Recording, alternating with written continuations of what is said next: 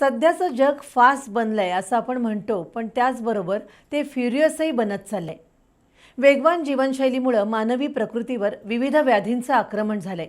त्यापैकीच एक म्हणजे उच्च रक्तदाब. जगभरातील जवळपास निम्म्या लोकसंख्येला उच्च रक्तदाबाचा विळखा पडलाय. उच्च रक्तदाबामुळे शरीरात होणारी गुंतागुंत आणि त्यातून जाणारे बळी हा जगभर चिंतेचा विषय होऊन बसलाय. याबाबत प्रबोधन करण्यासाठी आजचा दिवस जागतिक उच्च रक्तदाब दिन म्हणून ओळखला जातो. त्यानिमित्त रक्तदाब वाढण्याची कारणं आणि प्रतिबंधात्मक उपाययोजनांबाबत माहिती देणारं बी न्यूजचं हे विशेष वृत्त. काही व्याधी चोर पावलानं मानवी शरीरात प्रवेश करतात आणि मरेपर्यंत जात नाहीत. अशा व्याधींपैकी एक म्हणजे रक्तदाबाची समस्या. गेल्या काही वर्षात लोकांमध्ये उच्च रक्तदाबाचं प्रमाण लक्षणीयरित्या वाढल्याचं स्पष्ट झालंय. सध्या देशातील शहरी भागात 40% आणि ग्रामीण भागातील 30% जनतेला उच्च रक्तदाब असल्याचं उघड झालंय. धावपळीची जीवनशैली, कामाचे वाढलेले तास, धूम्रपानाच्या जोडीला मद्यपान आणि आरोग्याला अपायकारक ठरणाऱ्या खाण्याच्या सवयींमुळे अनेक तरुणी उच्च रक्तदाबाच्या समस्येला बळी पडतायत. पण सर्वात मोठी समस्या म्हणजे आपल्याला उच्च रक्तदाब आहे त्याची कल्पनाच अनेकांना नसते. पूर्वीच्या काळी उतार वयात लोकांना बीपीचा त्रास मागे लागायचा. अलीकडे मात्र तरुण वयातच तो गाठतो. आमच्या ओपीडीचा चेहरा तरुण होत चाललाय असं गमतीनं हृदयरोग तज्ज्ञ म्हणतात. ज्येष्ठ नागरिकांबरोबरच तरुण मॅनेजर सीईओचा भरणा आज रक्तदाबाच्या रुग्णांमध्ये आहे. पूर्वी 60ला लागणारी औषधं आज 30तच गरजेची बनू लागली आहेत. त्याच्याही पुढे जाऊन आता शालेय मुलांमध्येही रक्तदाब वाढलेला दिसतो. श्रीमंत, गरीब, शहरी, ग्रामीण अशा सर्वच वर्गात हा आजार आढळतो. हृदयाच्या आकुंचन आणि प्रसरणामुळे रक्तवाहिन्यांमध्ये रक्त वाहतं. वाहिन्यांच्या भिंतींवर रक्ताचा जो दाब पडतो तो रक्तदाब असतो. शरीरातील अनेक रसायनं आणि यंत्रणा हा रक्तदाब नियंत्रित करत असतात. साधारणतः 120-80 हा बीपी नॉर्मल समजला जातो. 140-90 ही नॉर्मल रक्तदाबाची सीमारेषा. या दरम्यानचा रक्तदाब ही उच्च रक्तदाब पूर्वस्थिती असते. मात्र 140-90च्या वर असेल तर उच्च रक्तदाब समजला जातो. सातत्यानं रक्तदाब वाढून राहत असेल तर त्याला बीपीचा रुग्ण मानलं जातं. कधीकधी शारीरिक मानसिक धावपळीमुळे तात्पुरता रक्तदाब वाढतो आणि नंतर लगेचच नॉर्मललाही येतो.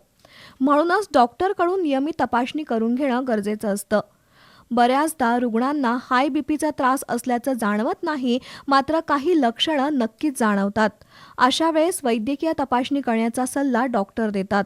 रक्तदाबाशी संबंधित सिम्पटम्स ज्याला आपण म्हणतो म्हणजेच डोकंदुखी किंवा फक्त इझी फटिगेबिलिटी म्हणजे फक्त थकवा येणे आणि अशा बऱ्याच गोष्टी या पायावर सूज येणे, तोंडाला सूज येणे किंवा एकदा फक्त हृदयाशी संबंधित सिम्पटम्स नसून किडनी विकारही उच्च रक्तदाब म्हणून प्रेझेंट होऊ शकतं.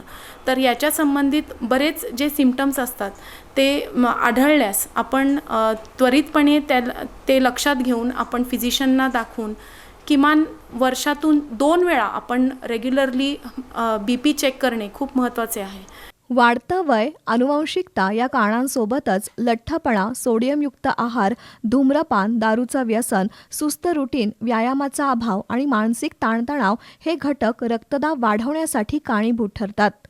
सतत वाढलेला रक्तदाब मेंदू, हृदय, मूत्रपिंड अशा अवयवांवर दुष्परिणाम करतो. उच्च रक्तदाबासाठी विविध प्रकारची औषधं उपलब्ध आहेत. रुग्णांनी त्यांचं नियमित सेवन करणं, त्याचबरोबर जीवनशैलीमध्ये वेळीच बदल करणं गरजेचं असल्याचं डॉक्टर सांगतात. एका पेशंटला 2हून अधिक गोळ्या लागत असतील तर ते एकच गोळी घेतात आणि त्याच्यामुळे त्यांचा बीपी अनकंट्रोल्ड असा राहतो. आणि अशा कारणामुळे ऑलरेडी आपण बीपीचा आजार म्हणजे उच्च रक्तदाबाचा आजार अंडर डायग्नोज झालेला आहे. जीवनशैलीत बदल घडवण्याने म्हणजे जसं की कमी मीठ खाणे, व्यायाम करणे, तेलाचा उपयोग कमी करणे, मांसाहार कमी करणे, मद्यपान करू नये, धूम्रपान सोडून देणे, ह्या सर्वच गोष्टी आणि ज्यांना मधुमेह आहे त्यांनी शुगर कंट्रोलमध्ये ठेवणे, हे सर्व केल्याखेरीजसुद्धा जेव्हा बीपी कंट्रोल होत नाही तेव्हा आपण बीपी मधील एंड ऑर्गन डॅमेज होऊ नयेत, टार्गेट ऑर्गन डॅमेज होऊ नयेत म्हणून गोळ्या रेग्युलरली घेत राहणे आणि 2हून अधिक गोळ्या लागत असतील तर त्या नियमितप्रमाणे घेणे. बीपीच्या गोळ्या रोज नियमितपणे ठरलेल्या वेळी घेणं गरजेचं आहे. आता काय बीपी नॉर्मल आहे, मग कशाला घ्यायची गोळी असा विचार करणं शरीरासाठी घातक ठरतं. मध्येच गोळी बंद केल्यामुळं स्ट्रोक, हार्ट अटॅक अशा समस्या उद्भवतात.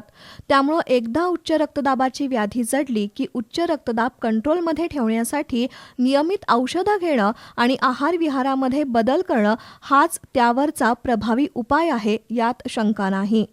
बी न्यूजसाठी वृत्तसंकलन विभागासह ताज मुल्लाणी.